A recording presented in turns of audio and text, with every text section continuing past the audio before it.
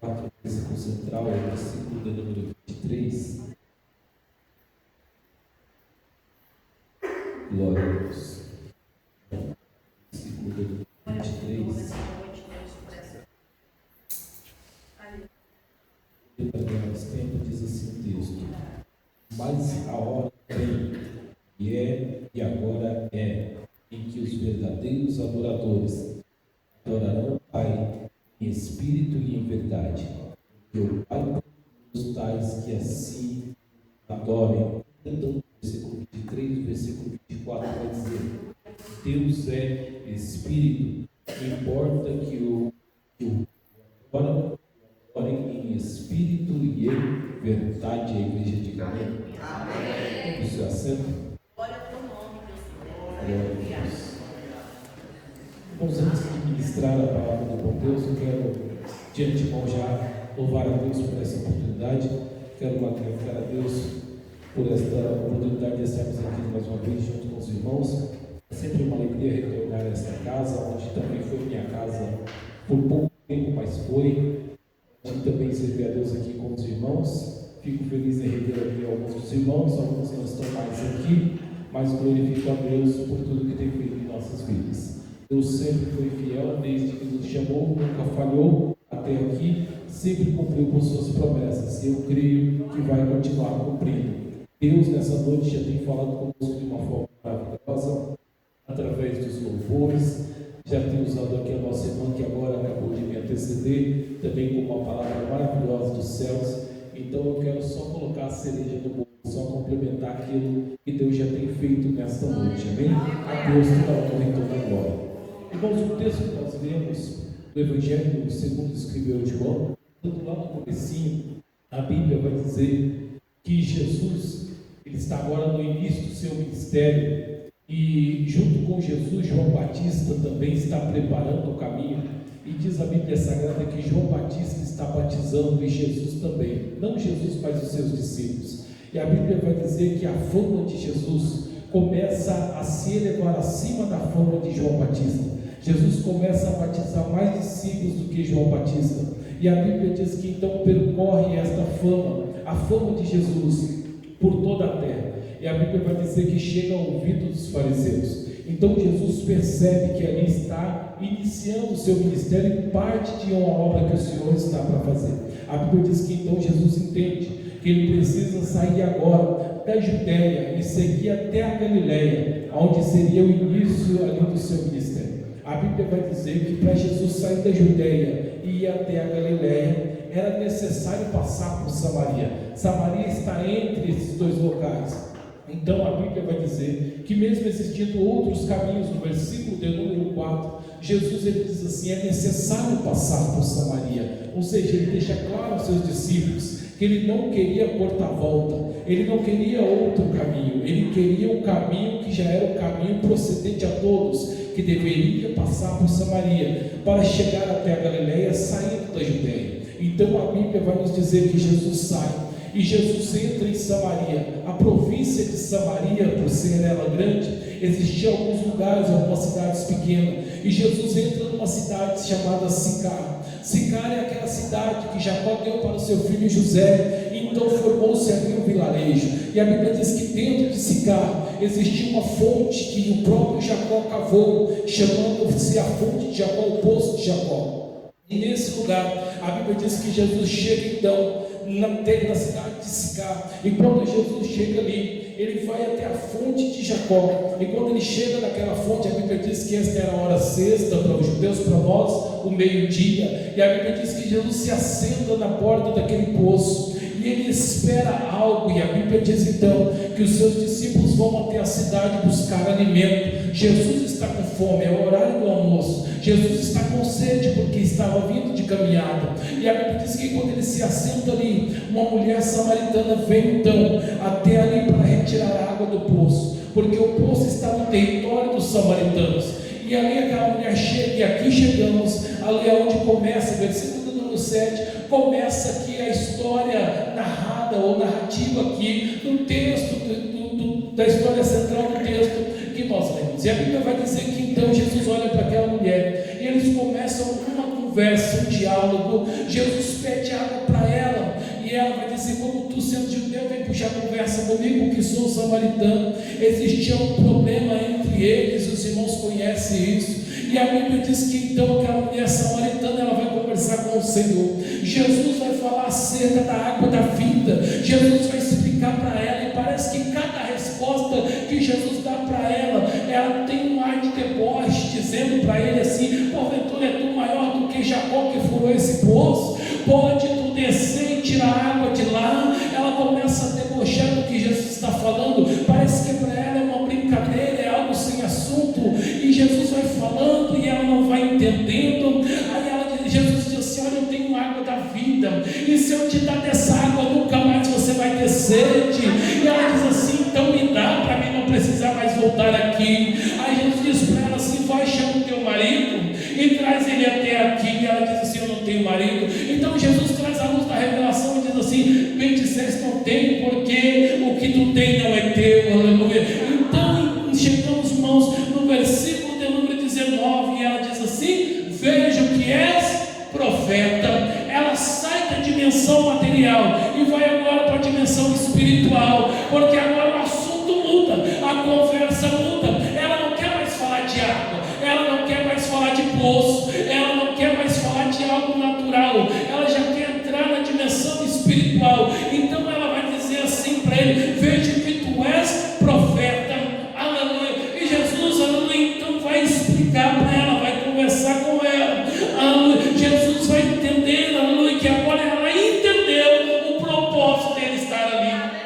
Eu acho maravilhoso Jesus, querido, porque Jesus dá corda. A gente chega no culto, parece que não vai ter nada. Quem chega no culto espiritual, irmão, está mentindo. A gente chega aqui todo no material, a gente senta, espera o que vai acontecer, a gente está preocupado com os problemas, a gente está preocupado com a nossa casa, com o amanhã, com o a fazer, a gente está preocupado com o nosso âmbito material, mas chega uma dimensão espiritual nova. Jesus vai trabalhando na nossa vida, e sem perceber, o profeta dos profetas, o rei dos reis, o Senhor dos senhores, ele se manifesta. E quando ele se manifesta, o que é material fica de lado, porque o espiritual começa a acontecer na nossa vida. A nossa preocupação vai embora, o nosso problema é esquecido, aquilo que nós trouxemos dentro do nosso coração vai ficando de lado, e Deus vai preenchendo com algo sobrenatural. Eu vou dizer algo aqui pela fé, porque eu sou pentecostal, querido, e só acredita quem quer. Eu quero dizer algo para você, antes de terminar este culto, não sei no seu âmbito material, mas no espiritual, Deus vai mover coisas a teu favor. Talvez o teu propósito de água pode ser esquecido, mas o propósito profético vai acontecer, porque Deus é poderoso. Só quem crê, diga amém. Aleluia. E Jesus então entra na área espiritual, e ela vai dizer assim: Senhor, vamos parar de falar de água, vamos parar de falar de poço, e vamos falar de adoração. Porque ela é samaritana e ele é judeu. E para os irmãos que não sabem, lá no passado, um rei chamado Onri, eu não sei a tradução em hebraico, mas para o brasileiro Onri, este rei que reinava em Israel, ele decide fazer uma capital para Israel. E essa capital chama Samaria. Ele constrói Samaria, que seria para o reino norte. Quando ele constrói Samaria, os samaritanos que vão para ali são pessoas de sangue, são hebreus de sangue, da linhagem de Abraão, mas vão peregrinar e vão para Samaria. Quando eles entram em Samaria, que agora é a capital de Israel, eles entram em Samaria e vão formar uma nação. Quando essa nação é formada em Samaria, a Bíblia vai dizer que eles saem do meio do povo judeu e levam consigo o Pentateuco. Eles têm os 5 livros da lei, e eles acreditam nos 5 livros da lei. Porém, todas as palavras reveladas que vêm depois, os profetas que são levantados dentro de Jerusalém.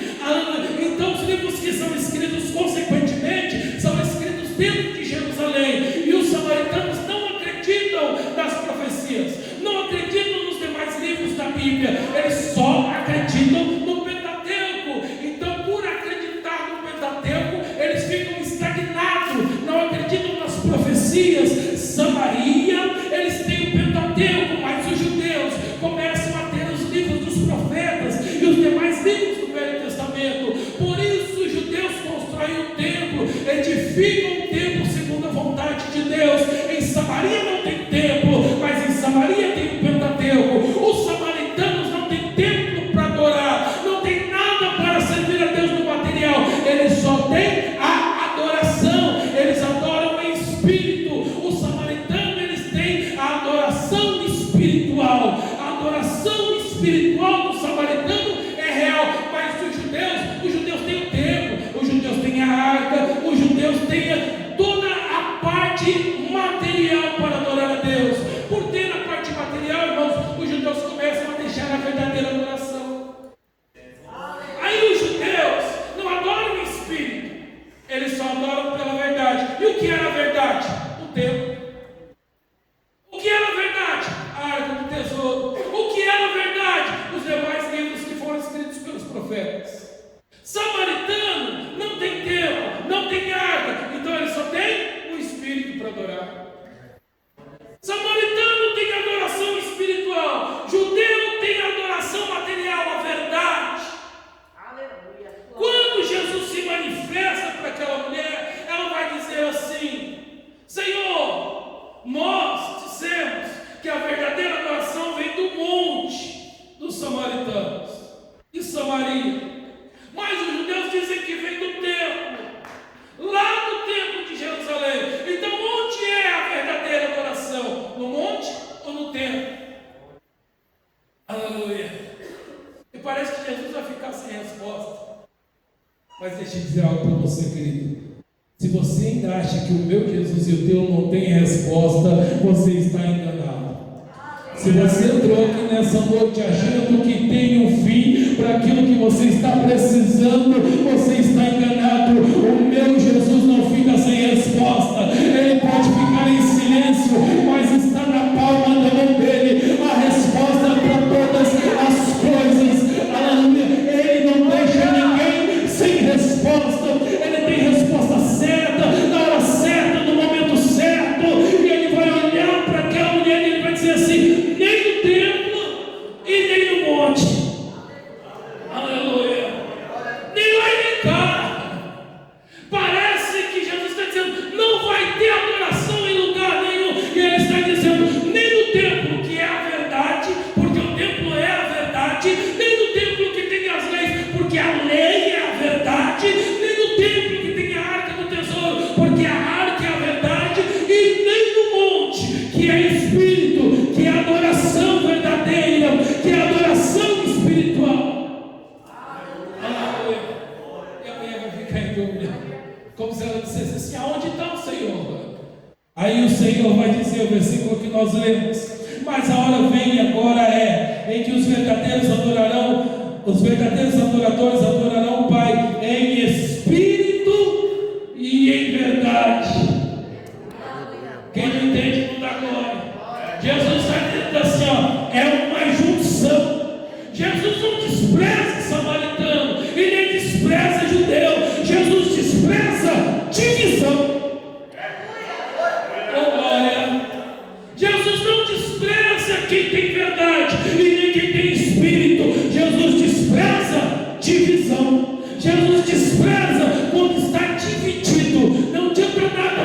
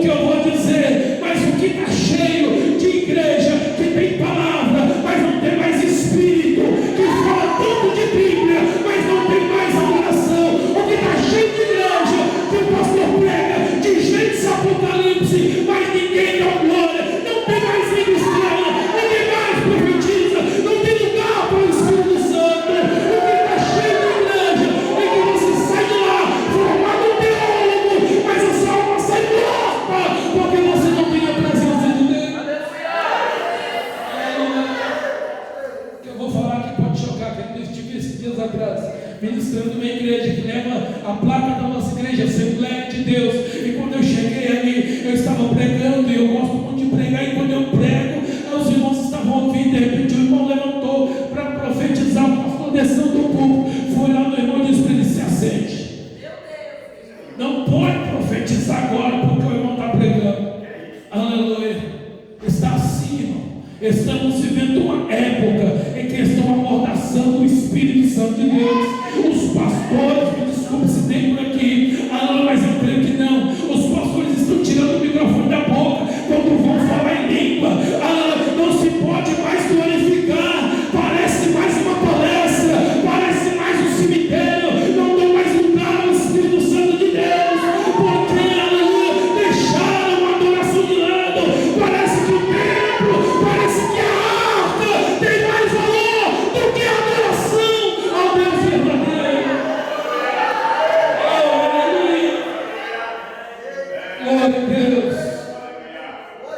Se a gente dependesse da arca, irmão, para adorar a Deus, ninguém aqui ia adorar. Se a gente dependesse de templo para adorar, irmão, aleluia, quando Jesus fala para ela, nem no templo e nem no monte, Jesus está dizendo: não é a região geográfica que vai fazer o céu descer, não é o lugar que você está que faz Deus se manifestar, não é o lugar que você se apresenta para Deus, é como você se apresenta para Deus, é como você adora Ele aonde você está, porque aonde você está, Deus pode descer e fazer milagres. Oh, aleluia! Glória a Deus! Glória a Deus! Não é o ambiente que faz a pessoa, é a pessoa que faz o ambiente.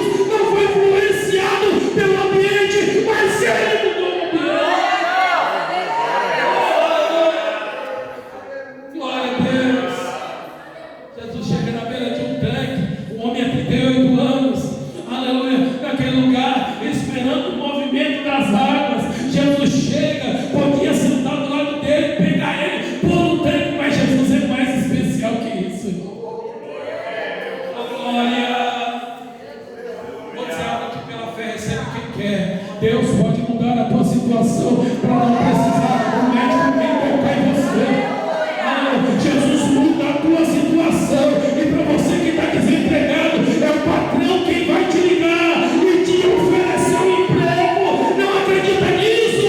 Então tu não está vivendo no âmbito espiritual cristão, porque Deus faz milagres além do que nós acreditamos. Glória a Deus. Ele é maior. Ele é maior do que o ambiente. Jesus é maior do que o ambiente. Oh, glória. Jesus é maior do que o templo. Jesus é maior do que a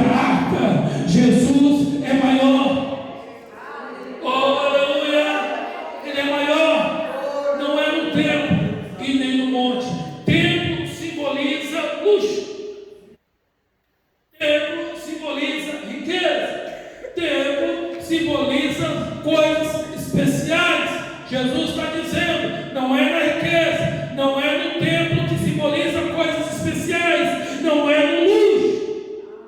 Ah, pastor, então é na simplicidade, lá no monte. Porque no monte é simples. Não tem altar, não tem templo. É tudo humilde. A nossa irmã disse aqui que daqui a pouco vai para o monte. Não estou falando mal do monte, só estou dizendo que comparado com o templo não tem nem comparação. Então é lá no monte que é tudo simples e humilde. Jesus também disse que não. Sabe por quê, irmão? Porque Jesus está dizendo que Pentecostes sem a palavra não vale nada.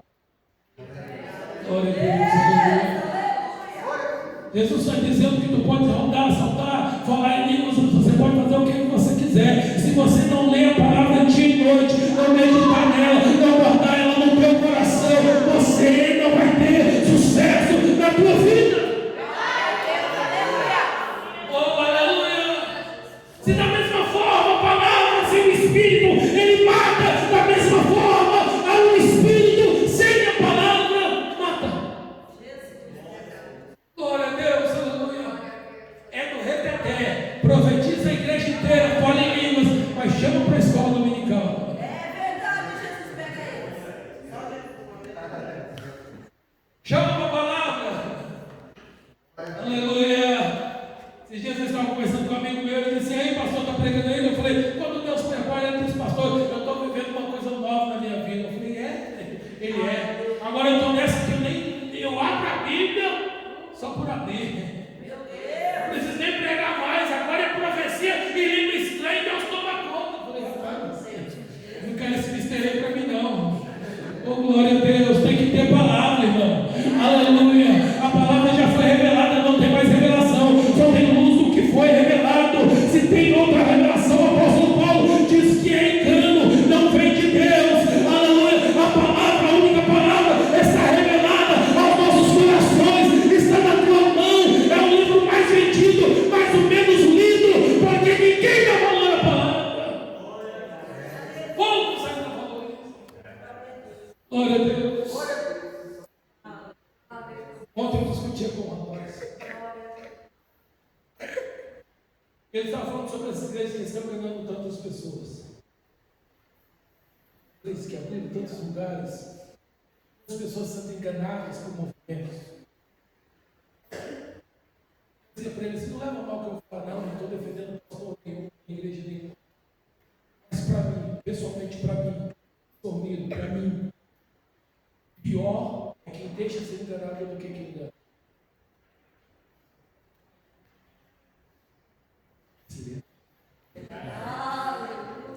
Pior é quem deixa ser enganado do que quem.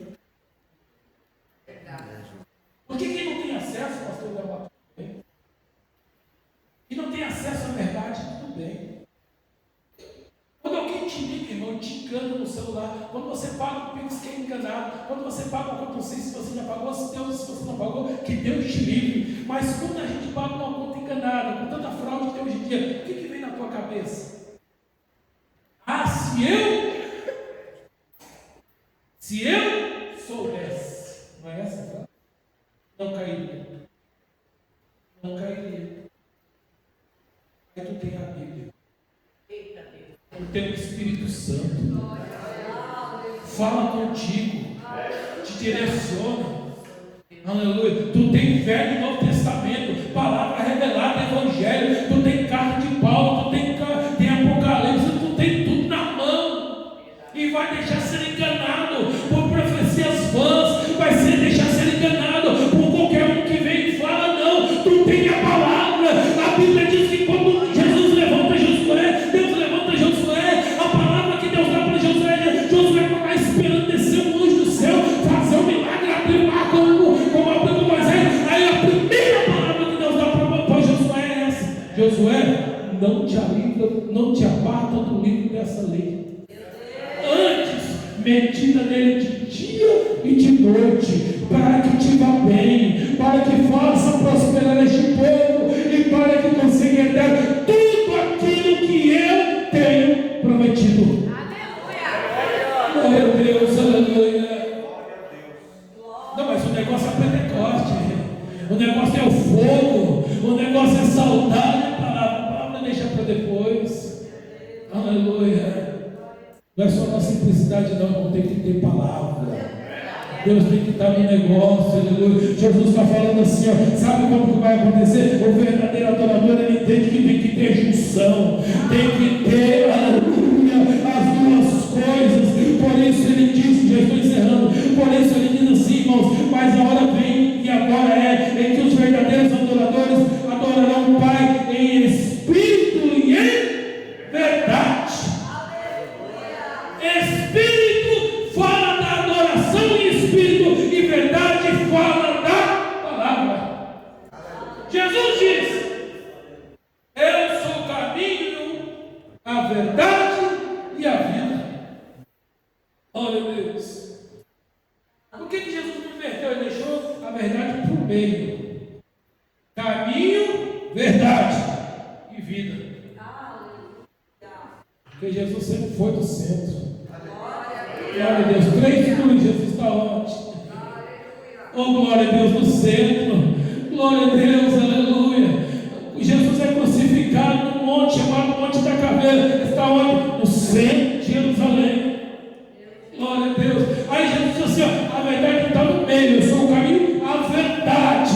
E a verdade nada mais é do que a palavra. Porque o próprio João diz no primeiro texto, no seu primeiro livro, e a palavra, e o verbo se fez carne e habitou entre nós. Ele está dizendo, esta palavra aqui é o próprio Jesus que se fez carne e habitou entre nós. Desprezar a Bíblia é desprezar Jesus. Desprezar a palavra é desprezar Jesus. Deixar de ouvir a voz de Deus pela palavra é deixar de ouvir Jesus. Glória a Deus. Quer ser cheio de Jesus? Leia a palavra. Medita na palavra. Busque a palavra. E pela palavra você vai ser cheio do Espírito Santo. Eu encerro aqui, porque Jesus me dá nessa noite, pela sua palavra, o maior mistério desse versículo. Para concluir, então, quem é o verdadeiro adorador? Quem é o verdadeiro adorador, irmão? Que tem palavra e tem espírito. Tem palavra, tem espírito, você é o verdadeiro adorador. Ninguém te confunde, ninguém te engana, ninguém te leva por vãs doutrinas, ninguém te confunde por palavras errôneas, não, irmão. Você tem a palavra, você tem a verdade e você tem o Espírito. Glória a Deus, aleluia. Ninguém te confunde mais.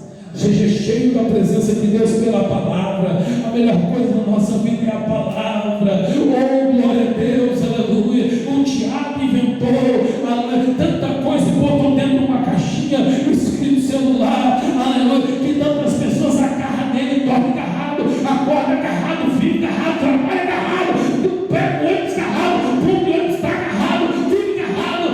Se agarrasse assim com a palavra de Deus, não estávamos vivendo o que temos vivido hoje, não estávamos passando por tanta coisa que estamos passando hoje, mas em nome de Jesus Cristo, eu vou profetizar, e só quem tem consciência vai receber. Deus vai trazer a tua mente o conhecimento da sua palavra, e você vai ser cheio do Espírito, do Espírito, do Espírito de Deus. Oh, aleluia! Essa é a sua palavra. Você vai ser o verdadeiro adorador de Deus. Aleluia. Queria pedir com permissão do pastor, você ficasse de pé comigo. Glória a Deus.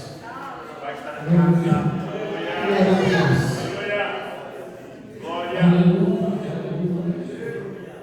Eu glorifico a Deus, não é porque eu sou assembleano, não, mas eu glorifico a Deus, porque homens de Deus ainda têm mantido sobre as nossas igrejas a palavra e o Espírito.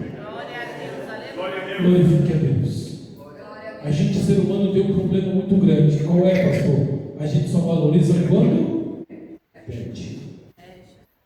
Valoriza quando perde. Glória a Deus. Se na tua igreja o teu pastor ainda te dá escola dominical, se tem culto de doutrina, tem palavra, tem ensinamento, glorifique a Deus por isso. Se na tua igreja o teu pastor não te pôde te glorificar, dê glória a Deus por isso. Se na tua igreja você fala em línguas ainda, dê glória a Deus por isso. Porque a Bíblia diz, o próprio Senhor diz, que chegará um tempo, aleluia, em que não sofrerão mais a sã doutrina, mas tendo comichão nos ouvidos, amontoarão para si doutores, que preguem conforme a sua própria consubciência, que é a sua própria vontade. É o que eles querem, tirar isso, por isso, faz aquilo. Mas em nome de Jesus Cristo, o sumo pastor desta igreja está sentado sobre o trono e ele ainda rege a sua igreja com vara de ferro. Ele ainda cuida da sua igreja com autoridade e com poder. Que Ele é o nosso Senhor. Você pode crer nisso, querido? Feche os olhos. Glorificado é o teu nome, Senhor. Bendito é o Senhor para todo sempre. Meu Deus, o teu Espírito